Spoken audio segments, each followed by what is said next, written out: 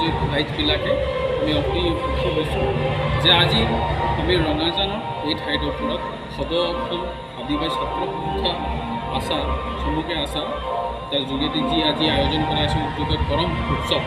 এই কৰম উৎসৱত আমি গোটেই মানুহবিলাক আজি গোট খাই এটাই কথা আমাৰ উদ্দেশ্য আছে যে আমাৰ যিসকল ভাইসকলে লাগি আছে আচাৰ প্ৰত্যেকজন ব্যক্তিয়ে এটাই কথা কৈ আছোঁ যে আমাৰ জাতিটোক উন্নতি কৰিবৰ কাৰণে আমি শিক্ষাটো আগবঢ়াই ল'ব লাগিব। আৰু জাতিটো যেতিয়া আগবাঢ়ি যায় তাৰ মূল কাৰণ থাকে শিক্ষা আৰু কলা সংস্কৃতি। আৰু আমাৰ কলা সংস্কৃতি আপোনালোকে দেখিছে, হয়তো চবে গম পাইছে যে আমি কৰম পূজাটো আমি কিমান শ্ৰদ্ধাৰে আমি কিমান বিশ্বাসৰে পালন কৰোঁ। আৰু এই কৰম উৎসৱ দুদিনীয়া কাৰ্যসূচী এই ঠাইডোখৰত আমি আয়োজন কৰিছোঁ। আৰু সেইকাৰণে আজি আমি এই মঞ্চৰ পৰাই সকলোকে আমি ক'ব বিচাৰোঁ, আমাৰ যি আদিবাসী পৰিয়াল আছে, আমি আদিবাসী যি ৰাইজ আছে, যে আমাৰ অনাগত দিনবিলাকত আমি আমাৰ এই মঞ্চৰ পৰাই এনেকুৱাকৈ আমি শিক্ষা দিশটো যি কষ্টৰে আমি বহুত কম মজুৰিত আমাৰ ল'ৰা ছোৱালীবিলাক পঢ়াবলৈ পাওঁ।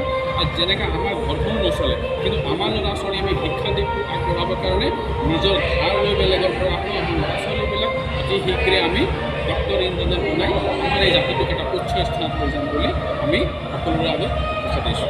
আপুনি এটা কথা ক'ব নেকি, আদিবাসী ছাত্ৰ সন্থাই হওক, অসম জনজাতি ছাত্ৰ সন্থাই হওক, নিজস্ব স্পষ্ট ধাৰাই জাতিটোৰ উন্নতিৰ কাৰণে সদায় কাম কৰি আছে।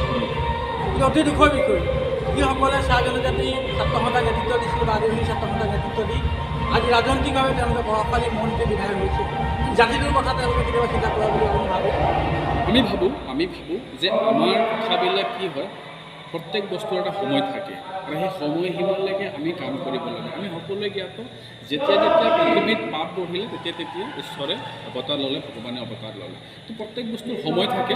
আমি প্ৰতিবাদ কৰি আহিছোঁ প্ৰত্যেক ক্ষেত্ৰত, প্ৰত্যেক জেগাত। আমাৰ যিসকল বিধায়ক আছে, আমাৰ প্ৰত্যেকবাৰ অসমৰ চৰকাৰ বদলি হৈ আছে বা অসম বিভিন্ন ধৰণৰ চৰকাৰ আহি আছে, কিন্তু কথা এটাই, যেতিয়া সময় হৈ যাব আপোনালোকে সকলোৱে অসমবাসী গম পাই যাব যে আমাৰ এতিয়া সময় হৈ গ'ল।